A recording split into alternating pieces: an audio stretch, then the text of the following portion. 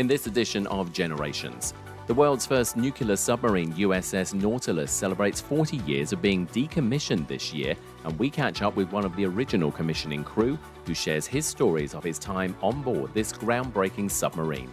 And Judy Jenks from seniorcenterct.org talks about the importance of grandparents before and during these COVID-19 pandemic times we're living through.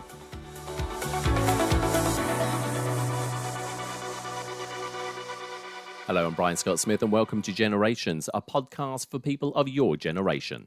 It's 40 years this year since the USS Nautilus, the world's first nuclear submarine, was decommissioned by the US Navy.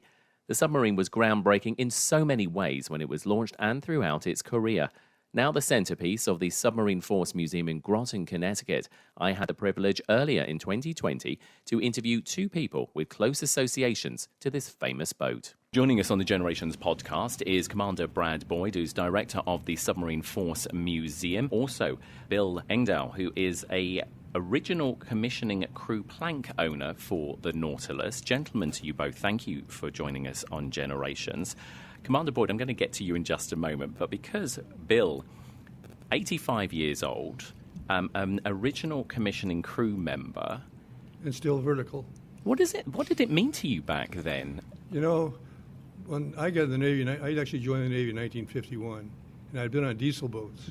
And diesel boats were nothing like the USS Nautilus. You know, the bunks were suspended by chains. The heating system, they had small space heaters. When you made runs, it was just a very, very, very primitive type of thing. You know, I enjoyed them, but when I went to the USS Nautilus, it was like night and day. I mean, the USS Nautilus, when we went on board her, you know, what we had is we had a cruise mess that actually converted into a movie theater. That everything broke down so they could show movies. We had a Coke machine. We had individual bunks, plastic bunks with fantastic enclosures and so forth. Ventilation systems in each bunk, a stereo you could listen to. We had a jukebox. The Nautilus, which is commissioned, we had a jukebox. So many plays for a nickel. Plus, we had a Coke machine, and it was just fantastic. In the torpedo room, as far as handling torpedoes, you actually handled them with a hoist instead of the old days. It's block and tackle. You actually used chain falls. But on the USS Nautilus, our hoist was actually hydraulic, and also all our rammers were hydraulic.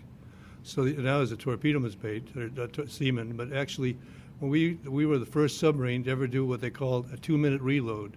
We could actually shoot 6 water slugs, which actually we just had water in the torpedo, in the torpedo tube. We could shoot 6 water slugs and reload within 2 minutes and be ready to fire again. That's incredible. And that was it, and it's one of the, right now it's one of the things they check with the boats. Is that we set a standard. The cruise mess eventually we had it was perfect thing. It was perfect to planes. Now, usually for seamen, which I was, usually when a submarine is forced to surface, you know, and actually charge batteries in the evening. And so again, in inclement weather, you're on watch up there. You stand on the unit OOD and a couple of lookouts, and every time you put your hands up with your binoculars, it seems a wave comes over and runs down your shirt sleeve, your parka sleeves. And on the USS Nautilus, it was nothing like that. We actually stayed submerged. And the big thing about Nautilus is we said that we were unique. We could stay submerged just based on the amount of provisions we had. You know, we made our own atmosphere. We had our own oxygen banks. We had everything you could think of as far as, even a matter of fact, with our systems we had to actually check the atmosphere. The air in the Nautilus was actually better than it would be here on the surface. But of course, I think I prefer to be at the surface. But it was just a fantastic thing, and for me to be 18 years old and know that I actually was studying, I was going to be the first nuclear submarine. I went home on leave, and the newspaper came over and they interviewed me. I felt like a celebrity. It was fantastic. It really is. And the camaraderie on the USS Nautilus at that time was we were a tight ship. Everyone took care of everybody else. Like I said, that I had a Lieutenant J.G. that was in charge of the Seaman gang, He found out the three of us didn't have high school educations. He made provisions for us to leave Electric Boat. We lived on a barge to go to the submarine base and get our training on our GEDs. Then when we actually passed them, he actually sent to our schools and got our diplomas. That's the kind of people they were. So they weren't as hung up with their own careers, but with other people's careers, helping the other guy out. And that's something I've always, all my Navy career and all my life, I try to do is always think of the other guy and where he wants to go and where you want to get him going. Commander Boyd, we've just heard a passionate couple of minutes from Bill, a plank owner, a member of the original commissioning crew. How special was Nautilus? Nautilus was extremely special. She was the pride of the fleet, first true submarine in the world. So as Bill was alluding to, a diesel boat could spend 24 to 36 hours maximum, and that's doing absolutely nothing underwater. And then she had to come back up and charge her batteries. A diesel boat submarine is truly a surface ship that has the ability to successfully go underwater more than once. Not to take away what a diesel boat submarine could do, but Nautilus was a revolution in terms of submarine capability and what we could do underwater. Nautilus could go underwater for about 3 weeks straight. So from 24 to 36 hours of doing absolutely nothing to 3 weeks at flank speed is a huge change. It opened up the undersea domain. It made it possible for all the submarine technology that we utilize today. It also revolutionized the way in which we would fight the Cold War.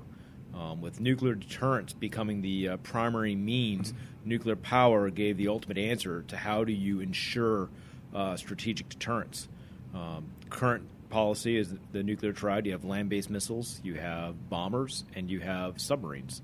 Submarines are the survivable leg of the nuclear triad, and ever since we put nuclear missiles on submarines, which was the first ballistic missile submarine was not Nautilus, that was the USS George Washington, but not nuclear power was essential to that. Ever since we've done that, the submarine has been the survival leg of the triad to ensure that no matter what any adversary could possibly do, there is still a survival leg of our arsenal out there, and so therefore nuclear war is not a possibility. And that has been the policy of the United States government ever since nuclear missiles went to sea on George Washington. That's how we have ensured our strategic deterrence and ensured our own survival as the country and that we know today. Nautilus really was the height of technology back then. Absolutely. So Nautilus, at the time, a nuclear power plant, for the size of the Nautilus, took up about one city block. They shrunk it down to the size of an oversized water closet, put it into a Type 21 German U-boat hull design, because at the end of World War II, the Germans had the absolute best hull design. We didn't want the propulsion system. We were going to put our own in there, but we wanted the hull design. So we built it from scratch, just took the blueprints, put the reactor in, and then took a World War I destroyer steam room design. And that's how we got the steam to turn the propellers and run the turbines to make electricity.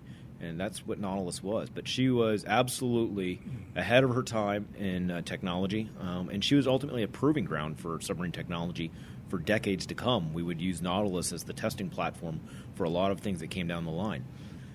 Bill mentioned the atmosphere. So originally, we did not have the ability to make our own oxygen underwater. We would use oxygen tanks, compressed oxygen tanks that were in the ballast tanks that we could then bleed the oxygen into the atmosphere, and that was the 3-week time came from. And then during one of her refits, she was the very first submarine to ever have a oxygen generator installed on board, so that therefore we could just use the seawater, which we could already clean to fresh water. That's how we got our fresh water. And now we take that fresh water and we use the process of electrolysis, split the hydrogen and oxygen apart, keep the oxygen, get rid of the hydrogen, and we can make our own oxygen for the ship. And that was truly unlimited sustainment underwater. The only limiting factor at that point was food. Nautilus was a pioneering achievement for safe nuclear power and for the establishment of the submarine force as one of, and in my opinion, the dominant aspect of the Navy. And the United States Navy in particular, for impact upon other countries and other countries' navies. And also revolutionary in that she showed the safety that nuclear power could be. We've operated hundreds of reactors now safely throughout the entire Navy nuclear propulsion program, and it all started with Nautilus. Bill, I want to go back to you. And, when you stepped on board as part of that crew back then, did you realize that you were such a big part of history? I really felt fortunate to be there, and I really didn't think about it too much until then. Actually now say that. But we're also saying that the good part about that boat is we had the camera, all the creature comforts you could think about, and I felt very safe and secure to be there. And it was just, and when we first started operating with the surface vessels at that time during operations, we had we could do things that the old diesel boats couldn't do.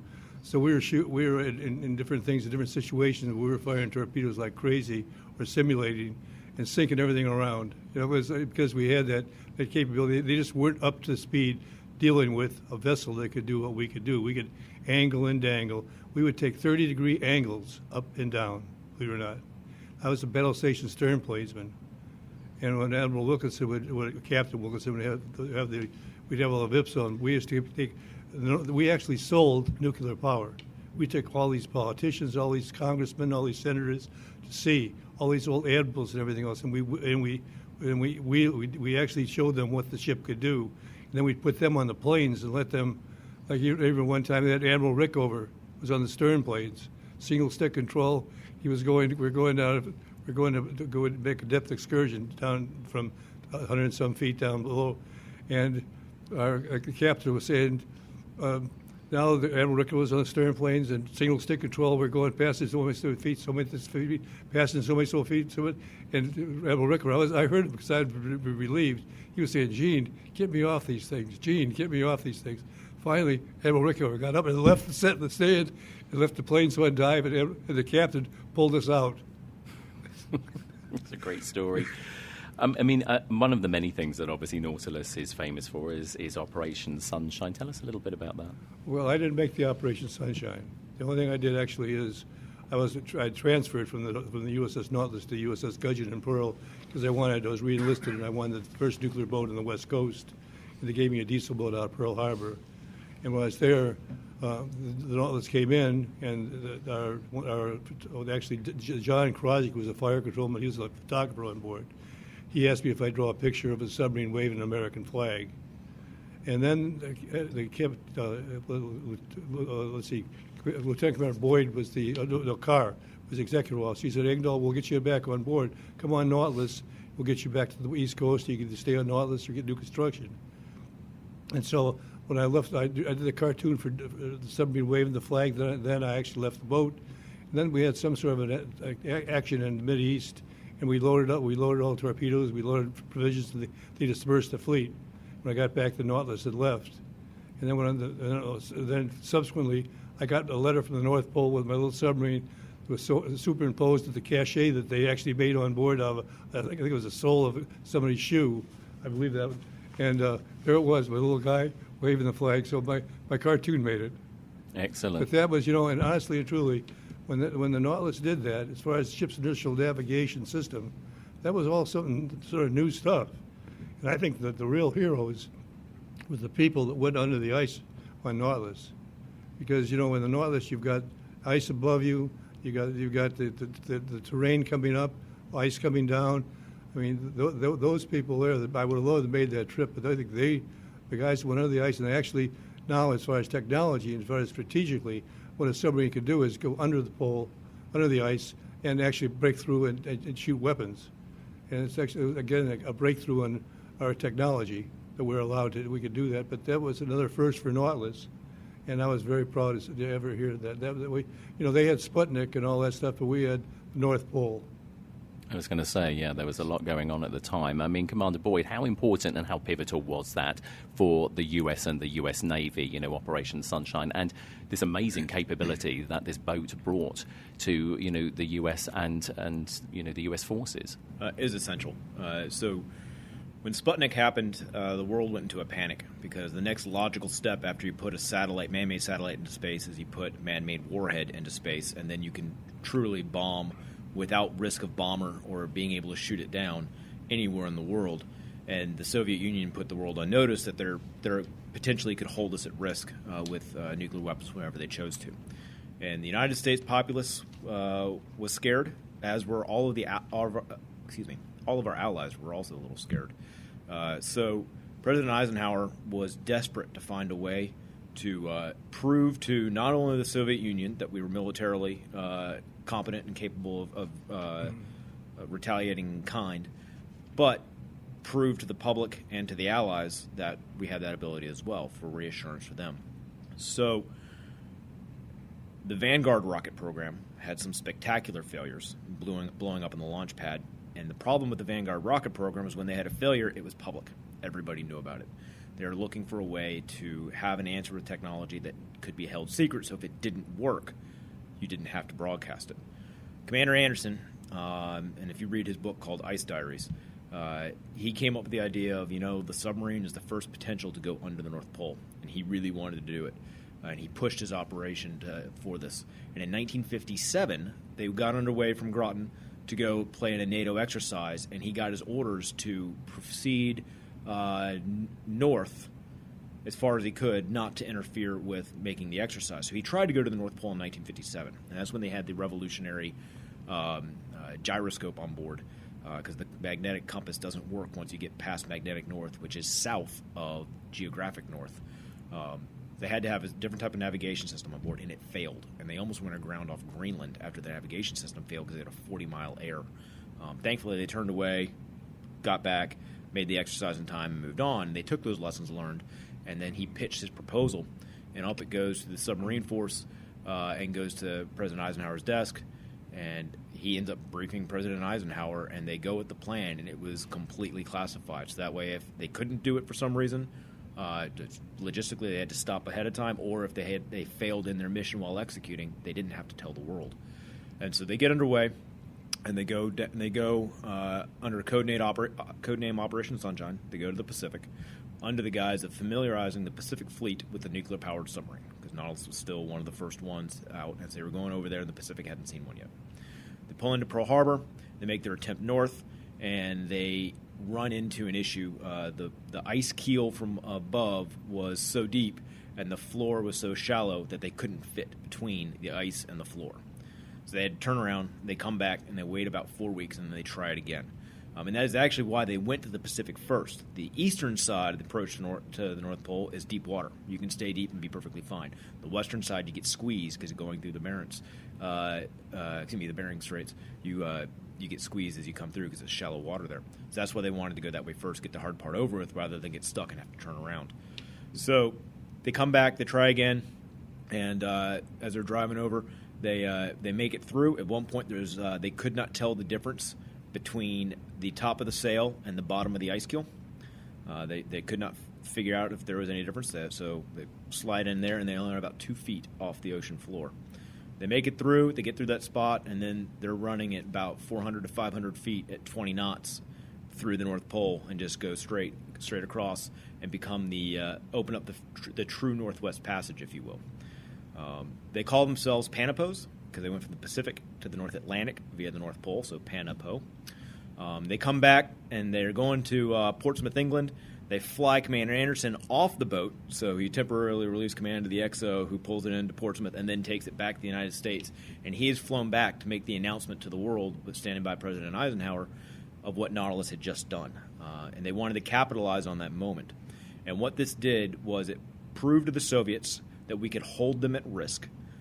We could operate in the North Pole, operate under the ice and come up into their backyard, an area they thought was impervious to us because they could control the two approaches on the east and west side, and no one thought we could go into the ice.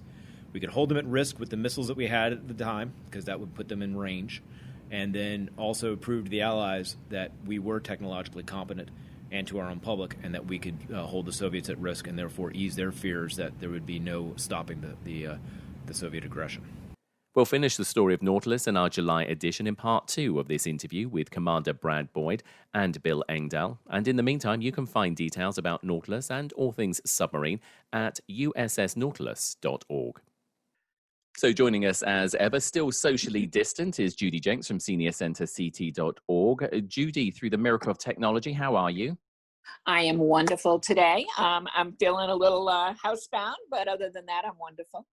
Well, it's good to hear your voice. And we keep saying, don't we, each episode, well, next time, hopefully, we'll see you face to face. It hasn't happened yet, but it looks like there is some light on the horizon. And I hope that light gets here pretty darn quick. I can't wait. Okay, well, share with us your ode, if you would. Today, I'm going to talk about grannies and grandkids.